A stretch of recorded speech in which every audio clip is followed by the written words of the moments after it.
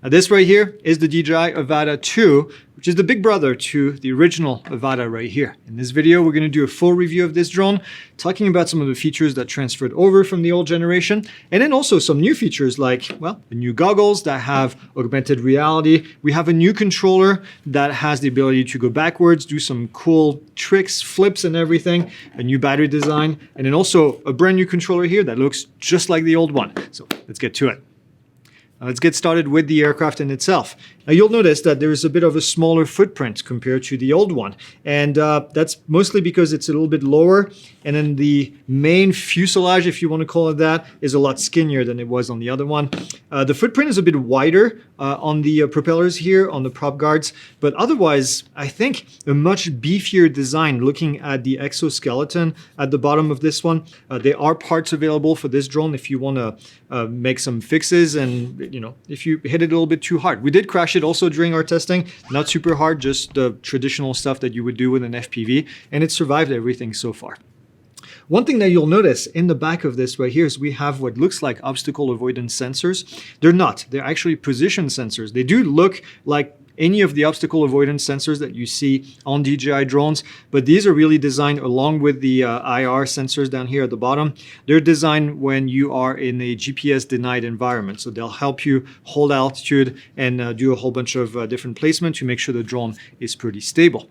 As far as the weight, 377 grams. And yes, I will say it right now, it is not categorized drone. It's not category 1 because it's over 250 grams. It's also not category 2 because it's not approved by the FAA at the moment. It doesn't have a declaration of compliance. I don't think it will because the original one didn't have it. And DJI hasn't really submitted any of these for categorization.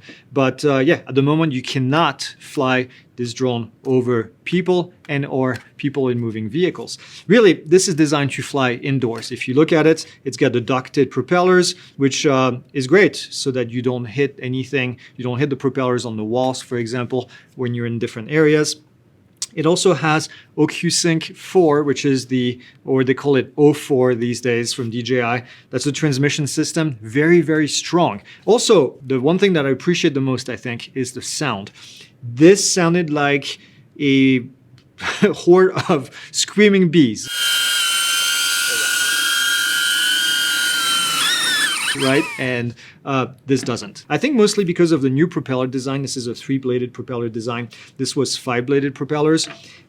Much quieter, lower pitch. This was very high pitch. Very annoying, actually, to be around this drone.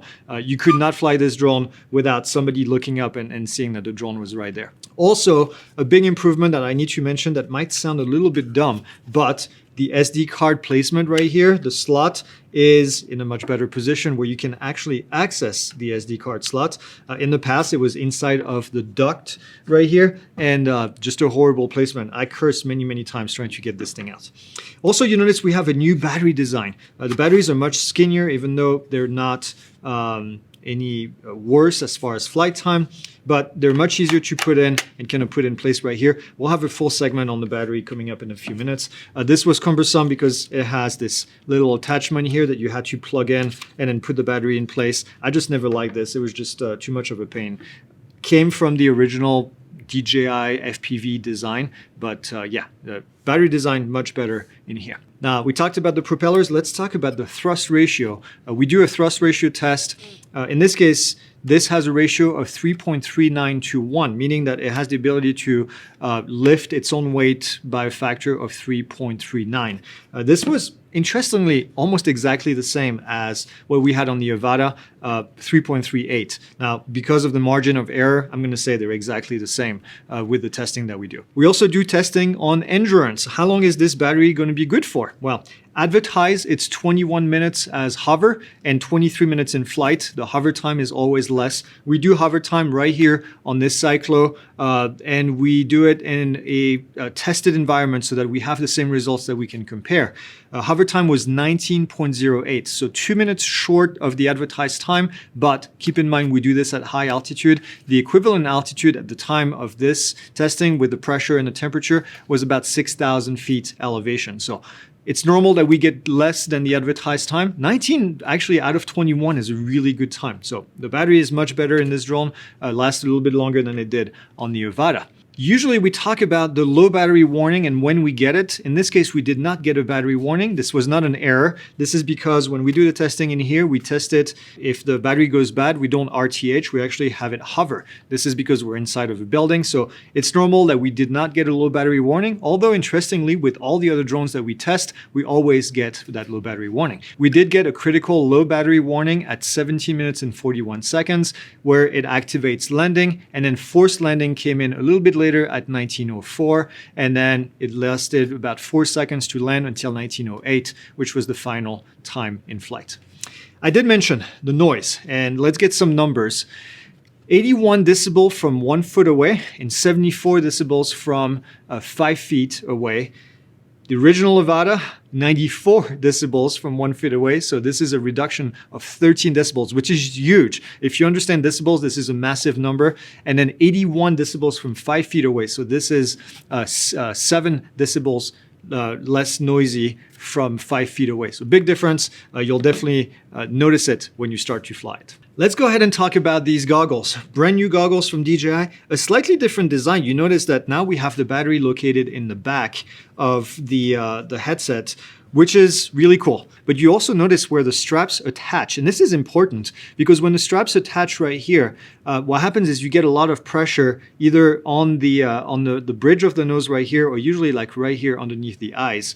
And with this new design right here, they've actually attached the straps right at the top of this thing that can actually move, okay? I do wear a lot of VR goggles because we do a lot of VR products for the company. And I have to say, this is better, but also because it's lighter. This is a very light headset compared to VR goggles, but you'll hear some of my thoughts in this video because I do wear a lot of VR. So keep that in mind. If you don't wear VR, your experience might be totally different. Speaking of VR, we don't have VR in here, virtual reality, but we do have AR functionalities, AR augmented reality. So there's the ability for these goggles to have a pass-through, which means what? It has 2 cameras right here in the front of the goggles. And what it does is, well, it allows to send that information straight through, aka pass-through, to the screens in the back right here. So what it means is if you double tap right here on the side of the goggles, or if you're using this controller, which we haven't talked about yet, but if you double click on this button on the wheel right here, if you double click on it, it will turn into pass-through, which means that you can look around yourself as you're doing it. I think eventually we will see these goggles being more like VR goggles where you have a full pass-through with the entire environment and seeing a full screen, which would be really cool. But at the moment it's not, but this is the first version for DJI doing this. So I think we'll see a lot of interesting upgrades.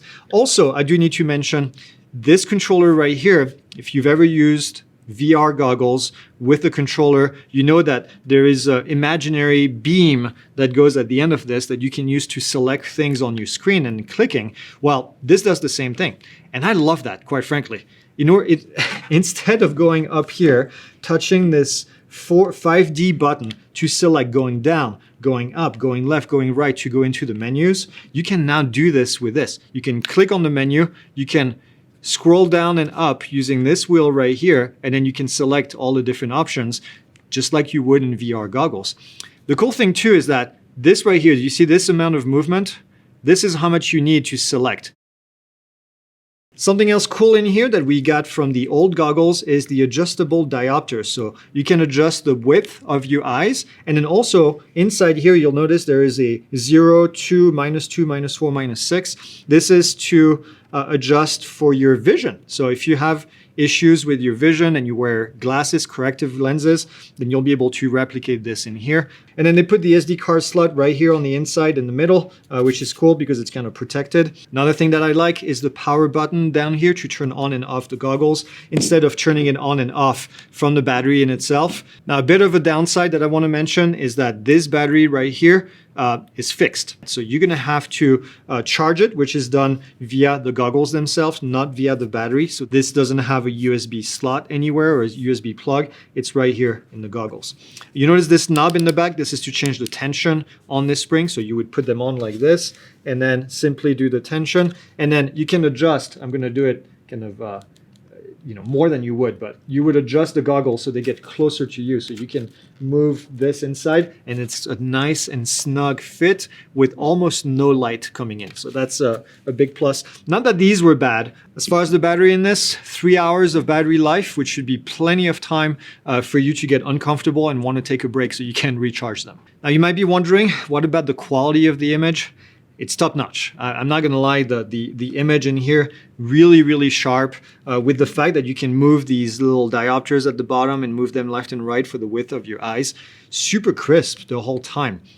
Not a whole ton of field of view like I mentioned, but holy smokes, the image of the quality in here is just great. Even when we did the testing beyond visual line of sight, the image quality, even when I was getting like 10 megabit per second or even sometimes single digit megabit per second into here, the image was still really crisp. I mean, for a digital system, just absolutely amazing. All right, well, I've kind of talked about this. Let's talk about the controller. This is the new Motion controller. And well, it looks a little bit different. It's darker than the original one. This is the original one here. The slight difference in design is that we have a wheel right here on the side. And then you notice this thing protruding right here in the front, which we don't have here. The reason it's here is because you can squeeze your finger right here and you can go backwards. So when you go up, the drone goes backwards. When you push forward, the drone is going to go forward. Now, if you've never used this before, when you put on the goggles and you have this linked in, there's going to be a dot on the inside of the goggles, and the dot is the direction where the drone is going to go, and this controls where the dot is. So if you want to pitch up, you just pitch up on the controller and the dot is going to go up. You give it some gas and the drone is going to go in that direction. If you want to go to the left, then you're going to be rolling to the left, which is going to yaw the drone, which I hate, by the way. To me, a yaw is this. So if I wanted to yaw the drone, then I would do this. It's not what it does. If you do this, then it's going to yaw the drone. There's no real way to roll the drone if you want. Another big thing is this 4D button right here. 4D, 1, 2, 3, 4 dimension. There's no click, so it's not a 5D button. But this allows you to control the drone when it's hovering. So the drone is hovering right here, and I'm going to move this up. Then the drone is going to climb, and I'm going to move this down, and the drone is going to descend. In the old one, what you had to do to descend, you had to look down, and you had to kind of orient this down right here, and then push, and then the drone would go down, or go up like this, and then the drone would go up. You couldn't go backwards unless you had the head tracking on, so you would turn your head, and then you would go forward. It was a big mess. This allows you now to go up, go down. You can go forward and go back. And this allows you to go left and right. To do landing, it's super easy with this. You would just basically come down, bring this down. The drone would come to hover and then eventually would land. We still have that big red button here, which we had also on this one right here. It's got a special texture to it. This is how you spin the motors to get started. So double tap, the motors are going to spin. Tap and hold, the drone is going to take off. Tap and hold, the drone is going to land. And then we have our home button and mode button in here. So in flight, if you hold it, it's going to come back home. And then if you just tap, you're going to switch between sport mode and also between the regular normal mode. The recording button on the side here. And then this wheel right here is going to allow you to pitch the camera up and down. Now, I didn't really mention much about the camera just yet, but this is only stabilized under one angle. It's only stabilized in this position right here, but you can move the camera up and down if you wanted to. I'll have more info on that. And then there's a quick mode on the inside where you can do some flips, and that's brand new. You'll be able to select what you want to do. You can do a full flip in this direction, left or right. You can do a full forward flip like this. Now it's very quick, it happens very quickly, or you can do a forward flip like this. There's also a mode where you can go in this direction and the drone will flip over 180 degrees and keep going backwards. So if you had an object that you were looking at and you went right past it and you wanted to stay on it and go backwards, pushing right here as you continue, the drone is going to go forward, flip over, and if you continue to push, it's going to go backwards. And if you let go and push again, then it's going to go forward. So I know it might be gimmicky for people that fly FPV, real full FPVs, manual. But for those that are just getting started, I think it's just a cool feature. One of the features that we kept from the original Avata is the head tracking. So you can turn head tracking on, which means that as you move your head, the camera and the drone itself is going to move. So if I move my head up and down, then the camera is going to move up and down. And if I move my head left and right, the drone is going to move left and right. Now, this is good when you want to do more advanced movement. Now, I still find it very difficult to use when I use the motion controller. I don't know why, but it's also only available with this motion controller. If you use this right here, there's no head tracking available. There's also a new FPV transmitter. This is the Remote Controller 3, and really not a whole lot of difference. The only thing is the different antenna. This is the original one, or actually the version 2 that had that big flipping antenna up here, and this doesn't have it. Otherwise, all the buttons are pretty much the same. You still have the ability to set this up to be in actual FPV mode, where you can have it stuck in one position. In FPV, you're going to start down here and then give it some throttle. Here in this mode, this is more set up for an FPV drone at the moment. You can also change these sticks right here. They also go on the inside. So other than that, really nothing has changed here. Obviously, it's OcuSync 4 now, which well, makes it go a little bit further. I do need to mention, if you want to go full manual mode, this is the only way to do it. This only has sport mode and normal mode. This has sport mode, normal mode, and also full manual mode, which you will have to go and set up inside of the menu. There's a couple things you need to do, just like for this one originally. And then what I like about this, it has the oh crap button right here, I call it, which is the start and stop. So if you get into FPV mode and you get into a position where you can't recover, just push that, the drone will go GPS mode, full altitude hold, and more than likely save your bacon. Now let's go ahead and talk about the camera. I know this is why you bought this drone. You want to get some cool footage, right? It's got a new sensor, 1/1.3 CMOS sensor, f2.8 for the aperture, 12 megapixel, and it's got a 155-degree ultra-wide angle lens, which is what you want typically for an FPV drone. As far as videos, you have MPEG-4 as a format, 130 megabit per second, which is really good. Standard and D-Log-M, so you have the ability to do footage in log if you want to, which is really high quality. We're going to show you footage in a second. And 4K 60 frames per second, 2.7, 120, and then 1080 at 120 frames per second. Now keep in mind, we always get these drones early from DJI, and from time to time, they make changes to the image resolution. So with a software update, they could increase that.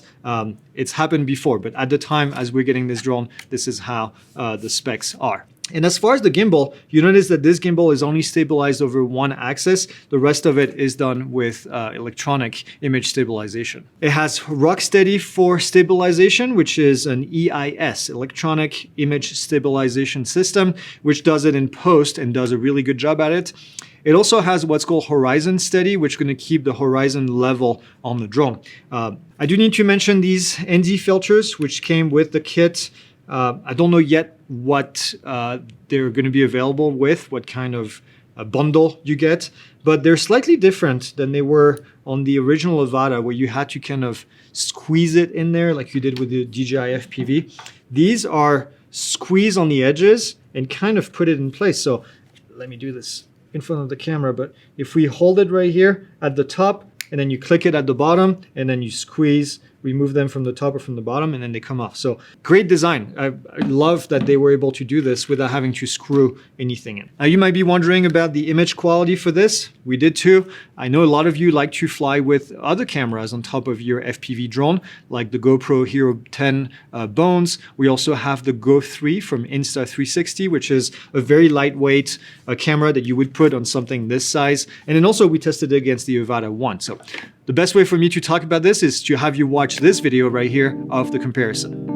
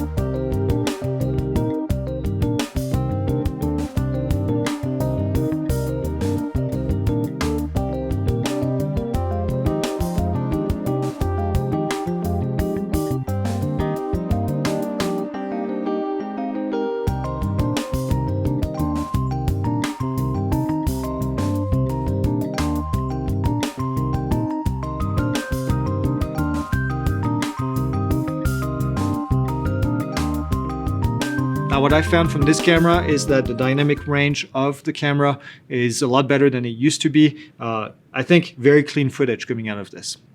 As far as photos, it also has a photo mode. I would say be careful with that. It's not a camera drone really as far as photos, but ISO 100 to 25/600, that's a very high range of ISO where the pictures are not all that great.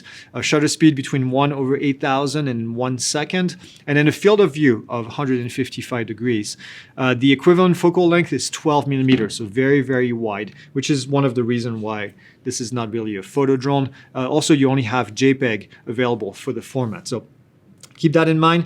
This drone has quite a few features as far as safety, not as much as you would find in probably a more expensive and more, let's say, fancy drone. This is an FPV drone, but it does have emergency braking when you pause, when you press the pause button, the oh crap button that I mentioned before.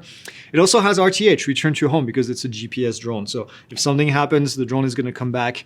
And then it's got takeoff and landing assistance, especially if you're using this, so you can easily take off and land without really doing much.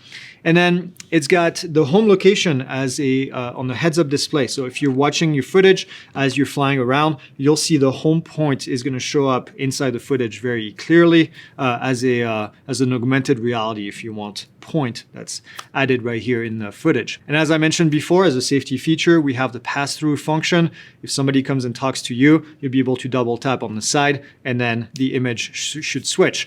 All right, time for the final thoughts. I do want to mention one thing that happened to us and that I have verified with somebody else as well. If you fly this drone in a dark environment without GPS, the aircraft will switch automatically in these conditions from full GPS into manual mode or acro mode without telling you. So keep that in mind. Very, very important. If you're inside of a house, for example, this could be something where you fly in GPS mode because you want to be super precise, and then all of a sudden it loses GPS. Maybe it's a darker environment, then it's going to revert to acro mode. So a bit concerning, could be fixed with software. We'll see if people complain about this, and we'll see if DJI actually responds. That's one of the dislikes that I have. And that's really one of the only dislikes that I have about this drone. We try a lot of different things, but it's hard to not like it. I don't think there's many things in here that are not improved or not better than they were on the original. The goggles are much more comfortable to wear, I think. It might be a personal thing. You might find them not as comfortable. I don't know. I've seen a lot of VR goggles review where people say, oh, this is not comfortable. And then I wear them and I'm like, this is not bad at all. It's also much quieter than the original. Tons of improvement as far as aerodynamics. I'm going to say this is good. And then the dynamic range, I think, is also a big improvement on the camera in itself. So I think overall, it's a pretty sweet little Cinewhoop, extremely easy to fly. Even this, I think, quite frankly, my 5-year-old could probably put these on. I'm going to have to test it. And when we're done with the full testing, maybe I'll go to the park and see if he can fly it. But I think this makes it quite easy, quite intuitive for people that have never flown before. If you've flown before and you hate this thing, which some in our office don't like it, but use this. And then you have the traditional controller, which I think is a proven shape, form factor that they've used over the years. And then I think this is great, again, for first responders. We do have to take a look at this thing that I just mentioned about flying in the dark, because this could be an issue for first responders that are flying in an attic or a place that's very restrictive. But otherwise, yeah, the transmitter here is available separately as an extra purchase.